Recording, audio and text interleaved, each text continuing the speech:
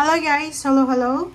Taurus, welcome dito sa aking channel, Kapalaran 888 Taurus. Alamin natin kung anong messages, vibration, gabay energy para sa lahat ng Taurus. This is general reading, so pwede kang makaresonate. Gamitin mo ang iyong intuition sa panunod, Taurus. So, thank you sa lahat ng nanonood guys, ha? First card natin is 3 of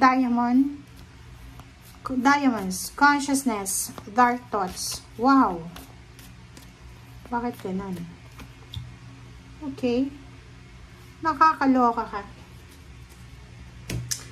Nakakaloka to na Taurus na to. Nababasahin natin. Unang-una, masyado kang nag-iisip. Masyado kang overthinking. Yun ang nakikita ko sa'yo dito. Overthinking, overanalyzing. Ang dark thoughts na to, ito yung mga negative thoughts mo eh. Yung parang pabalik-balik yung utak mo eh, yung isip mo. Hindi ka makapag-formulate ng isang action or ng isang desisyon kasi pabalik-balik. Yung parang nasa maze to eh. Tingnan mo. Kita mo ba? Nasa maze ka eh. 'Di ba? Yung parang gusto mong pumunta dito tapos babalik ka ulit or hindi mo na alam kung saan ka papunta. Parang gano'n. So, pwedeng yung Taurus na to is yung nag-a-apply ng trabaho. Marami siyang ina-apply ng trabaho pero hindi niya alam kung alin dito ang gusto niya. Okay? Relationship, ganun din. Relationship, marami siyang gusto pero hindi niya alam kung alin dito yung pipiliin niya. Travel, gusto niyang mga ibang bansa. Hindi niya alam saang bansa ba siya pwede. Gusto niyang maging OFW pero hindi niya alam kung paano sisimulan.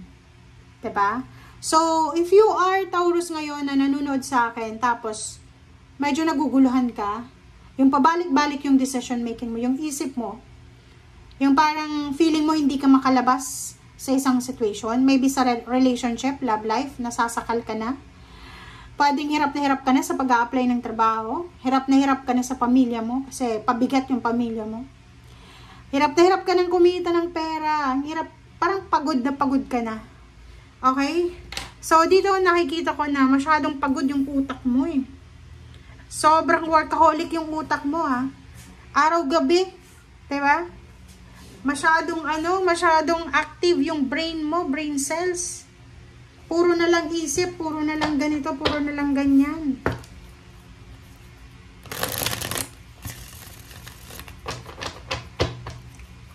Alright.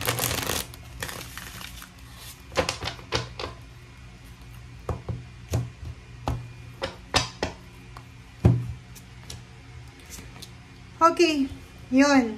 Makakaloka ka. Taurus, sinasabi ng baraha mo sa'yo dito na normally, meron kang desisyon na hindi ginawa sa past mo na posibleng pinagsisisihan mo na sa ngayon. Ano ito? Okay.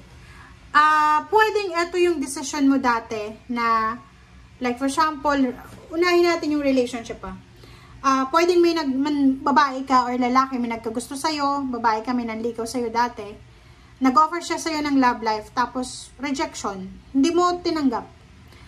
And ngayon, pwedeng na-realize mo na dapat pala tinanggap mo siya. Okay? So, medyo nagsisisi ka sa ngayon. Trabaho, ganun din. Pwedeng may nag-offer sa'yo dati ng trabaho, hindi mo tinanggap, nag-resign ka, ngayon nagsisisi ka kasi hindi mo alam kung saan ka kukuha ng salapi ng pera. 'Di ba? Sa lugar, sa tinitirhan, pwedeng umalis ka sa dati mong parang inuupahan, tapos lumipat ka sa mas gusto mo. Ngayon nagsisisi ka kasi ang taas na ng bills mo, ang taas ng kuryente, parang gano'n. And transportation. Ang dami. Wow. Taurus, ito yung maganda sa'yo. Kasi sinasabi ng baraha isang job offer, contract, isang good karma ang posibleng darating sa'yo. Medyo risky siya kasi hindi natin alam kung ano yung mangyayari sa'yo sa pupuntahan mo. But this contract, sinasabi sa'yo ng contract na yan, na this is karmic contract. Maybe, nakatadhana talaga sa'yo, Taurus, na kumbaga, pumasok sa buhay mo. Ibig sabihin, Etong international job na to na ino-offer sa'yo, ay para sa'yo talaga yan. Kasi karma mo yan eh. Etong relocation na to, travel, para sa'yo talaga yan. Kasi karma mo yan. Okay? O, diba? So, it's confirmation. Confirmation guys, isang trabaho, isang job offer, international or local, pero malayo siya sa tinitirahan mo sa ngayon, ang posibleng i-offer sa'yo ng universe. Sinasabi ng barahan na isang kontrata, ang posibleng i-offer sa'yo, maybe marriage contract, or pwedeng work contract, international contract, visa, or residence permit. Okay. So, nakikita ko sa'yo dito, isang napagandang balita, isang good news ang matatanggap mo. Ang good news na to ay posibleng makatulong sa'yo para makapag-relax ka na. Makapag-relax ka na. Diba yung parang, kasi feeling mo, exhausted, drain, wasted yung energy mo sa paghihintay. Etong balita na to na mabilis na balita, napakabilis na balita ang darating sa'yo, maybe by text, by chat, by call, or email. And yung balitang ito, ay makakatulong sa'yo para makatulog ka na ng maayos. Maybe it's a confirmation about job, about relationship, about travel, about visa, about contract, or anything na confirm na. So, nakikita ko sa'yo dito na kinakailangan mo daw na maging kalmado sa bawat choices and options and decision na gagawin mo simula sa ngayon. Okay, wow. Nakikita ko sa iyo dito, may iba sa inyo, Taurus, na medyo nahihirapan kayong tanggapin yung katotohanan. Meron sa inyo dito nahihirapan kayong, parang in denial kayo eh. Pwedeng galing kayo sa heartbreak, may nakipag-break sa inyo, ikaw yung nakipag-break, pero ikaw yung malungkot. Parang ganon. Talagang ganon. O, tingnan mo. So, dito sinasabi ng baraha sa'yo, Leo, na pagod ka na. Yun nga yung sabi ko sa'yo dito, pagod ka na. It's either relationship, it's either trabaho yung ginagawa mo, negosyo, ano ba yung hinihintay mo? Kasi pagod ka na, and gusto mo nang magbago siya. Nakakaloka ka, Taurus? Tingnan mo siya, oh. Maybe about relationship, nasasakal ka na sa relationship mo. Maybe trabaho siya, pagod ka na sa mga overtime, sa mga weekend na work na yan, emergency work, parang ganon. Or yung iba sa inyo, pagod na kayo sa sama ng loob.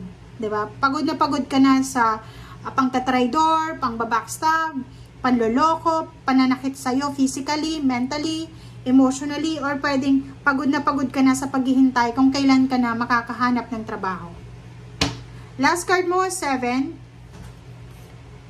Diba? 77. Sinasabi dyan ng baraha sa'yo, Taurus, na kinakailangan mong umiwas sa mga tao na alam mo na may mga maladevilish na energy.